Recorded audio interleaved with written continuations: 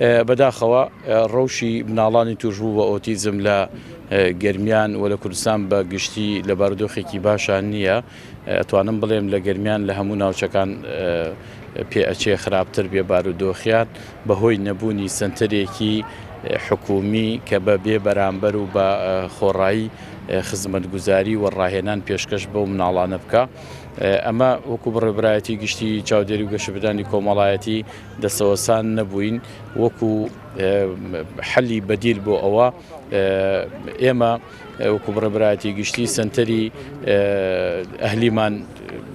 مۆڵەت پێداوەکو وەزارەتیش و سنتەرێکی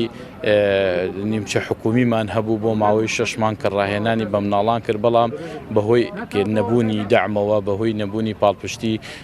داراییەوە نەمانتوانی درێژە بە کارەکانی ئەو سنتەرە بدەین. ئێستا خۆشبەختانە خێرخوازێکی شاری کەلار هاتۆتە پێشەوە و ئامادەیی دەربڕیوە بۆ دروستکردنی بینای سنتەری ئۆتیزم بۆ بڕێبەرایەتی گشتیمان تا ببێتە سنتەرێکی